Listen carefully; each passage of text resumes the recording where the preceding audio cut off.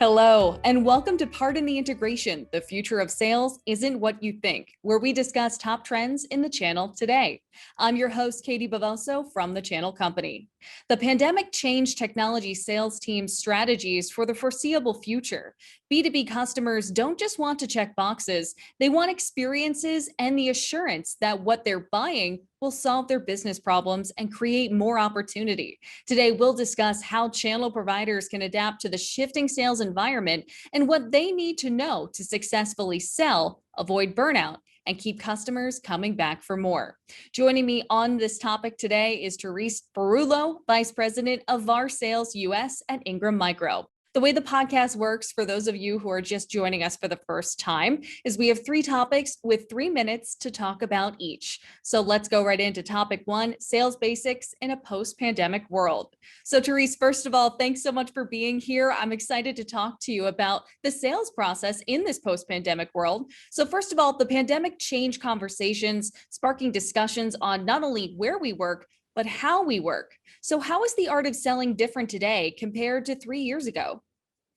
Thanks so much, Katie. So much has changed in the last 3 years. I think that I've worked in this office more than I have in my office at the Ingram Micro building, but we've really worked everywhere. And with that, we've adapted. We've adapted not only where we work from, being in a hybrid world, but we've also adapted into how do we sell? Do we sell via video? Video became a major component of our life during the pandemic and how we stayed connected. And I think that connection will help us move forward in how we sell to our partners. We've been in their homes. They've been in our homes. I always used to tell my sales teams, if you can get invited to a customer's house for dinner, then you've made it. And I think that the pandemic enabled us to be in one another's homes, see people's pets, see people's children. So how we sell has gotten much more personal than it was prior to the pandemic. And that will continue moving forward as we work in this hybrid world. We're all roommates now. It's just the way that it feels like it's going. Well, on that note, Therese, what is Ingram Micro doing to help partners sell and support their customers more effectively? We know that technology is changing. We're seeing it every day. How we sell, who we sell to, who our partners sell to is evolving. So we're starting to look at the sale from the end user back into our reseller partners. How do we enable them to better sell to their end customers?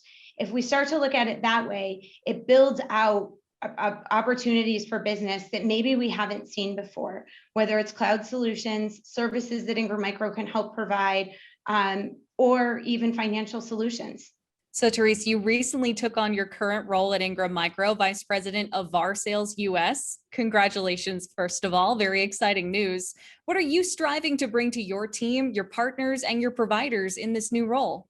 Thanks so much, Katie. What I'm looking to bring is people together. I want to communicate so that we're working as one for each other to build true partnerships and make sure that we have an open door to new opportunities, whether it's opportunities that we can bring to our reseller partners and the VAR community through service offerings that we have at Ingram Micro that could be new, or make sure that our partners are bringing opportunities to us that maybe they don't feel like they can facilitate. That door has been open more through the pandemic as we had to lift and shift and look at our business in a new way. It's also helping folks evolve and look at cloud services and other opportunities that may or may not have been out there prior to the pandemic. That brings us right into our second topic, selling the experience. So Therese, there's an old saying that states, in summary, people may forget what you say, but they'll never forget how you make them feel. And this idea can be applied to a sales approach as well. What role does the experience have within the sales process, and why is this focus growing in importance? It's a great question, Katie. And how we feel, I think, resonates to each and every one of us. We remember the good experiences and we remember the bad experiences. And anything that falls in the middle, it kind of just disappears. So it's going to be important for Ingram Micro to continue to focus on customer experience. The customer isn't necessarily always our partners or our reseller partners that we're working with. So making sure that we are focused on experience from a sales standpoint will better enable all of us to grow together. That growth will come through open conversation. Looking at NPS scores real time is something that we've changed and evolved over the last few years. Data that we're getting a month out or 2 months out isn't really going to help our customer experience. It's been an eye-opening opportunity for us because sometimes a bad experience isn't truly a bad experience once we look into it, but we may not have had all the right dots connected. So focusing on our NPS score and ensuring that we're giving the best customer experience that we possibly can so that people are leaving with a feeling of wanting to come back to Ingram Micro is what we're striving for. You talk about learning from that feedback and learning from those experiences. So what training, education, or programs does Ingram Micro offer to help partners run smarter, grow faster, and show up stronger in the market? We're all trying to run faster right now and grow smarter in the market. I would say that training is critical, and we learned that throughout the pandemic for our own organization and our own sales teams. What we offer for our partners are vendor trainings. There's training services that we offer that our reseller partners can also leverage, where we show up on behalf of you as you. So it looks like it's an extension of your business if you don't have those resources within your own organization. We also do technical training. Those technical trainings can, again, be on site with our partners at their facility, at the end user site, or on site at one of our offices. We have a business transformation center where we bring partners in to do trainings, both with our reseller, the vendor, and potentially the end user at times. So Teresa, as we've talked about, we're all working from different locations now. So what is Ingram Micro doing to bring your team closer to your partners and providers? Engagement is critical. Experience is critical. So what we're doing is we're bringing our partners together, whether it's virtually or starting to bring them back together in person. We want to be the difference maker for our partners' business to enable that growth through them to the end partner. Technology is changing, as I mentioned, it's transforming. So ensuring that there's engagement and we're looking at our partner's business from the end customer back to show them where there could be opportunities that they're missing today is how we become that indispensable business partner. Let's now move on to topic 3, our final topic, trends and opportunities. Where are you seeing the most opportunity for VARs and MSPs today? We're seeing those opportunities through cloud marketplace, services, and infrastructure. Infrastructure is not going away, but what we sell and who we sell to and how we sell is looking different. Financial solutions is also a huge part of our business. Being the extension or the financing engine for organizations that may not have the financing to do but larger deals is really what we're here for. We're here to be that partner and that extension of your business to enable growth, not only for our organization, but for our partners as well. So same question, but different focus. Where are you seeing the most opportunity for your providers and vendors? For our providers and vendors, we're seeing opportunity to look at the bigger picture, to look beyond just single opportunities.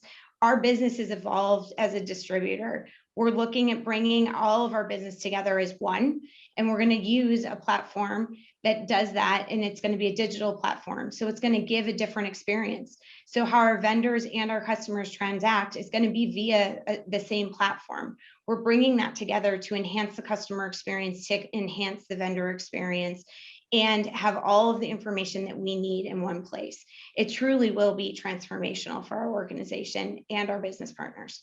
We're looking forward to seeing that. Thanks so much, Therese. My last question for you today, we've talked about it so much. We've had to pivot. We've had to adapt over the last 3 years, and sales fatigue is a real struggle because of that. What advice do you have for sales teams to help them be and stay successful while avoiding burnout? It's a great question, Katie. I would say that communication is critical. Communication with our teams, with our partners, with one another, just to do a check-in is super important. I think the other thing is keep a schedule.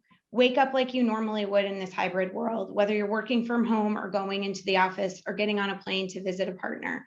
Keep a schedule like you normally would, especially when you're in the home. It'll help create boundaries and give you the time to get up in the morning, go to the gym, or do what you would normally do before going into the office. So how we schedule will help us keep a better work-life balance, but we have the opportunity to stay connected more so today than we ever have. So knowing when to disconnect and when it is that time, it is a part of the balance in the new world that we're living in. So in closing, I would just say, Katie, there is no perfect balance out there. I think we can try our hardest and we can continue to learn from one another, but we have an opportunity to engage and stay engaged because of where we've been throughout the pandemic, in one another's homes, in one another's offices, wherever that might have been. We've met people's families, and we would never have the opportunity to do that. So leveraging that connectedness will help us continue to work as one and drive the best outcomes that we can. Beautifully put, Therese. Thank you so much for the advice, and thank you for joining me today. Thank you at home for watching or listening to this episode of Pardon the Integration. Before we go, though, I'd like to list my 3 top takeaways from today's discussion. 1, the pandemic has allowed us to virtually enter each other's homes and lives, forming a stronger connection than ever before. Customers will continue to expect this personal experience in the sales process. 2, we're more connected than ever, which can be tiresome. Avoid burnout by keeping to a routine and setting boundaries, even when working from home. This will help maintain a healthier work-life balance. And 3, Ingram Micro is enhancing partner, vendor, and customer experiences with a new digital platform to make transacting easier. Stay tuned for more. Once again, thank you for watching or listening to this episode of Pardon the Integration, The Future of Sales Isn't What You Think. Once more, I'm Katie Bavoso, and I'll see you next time.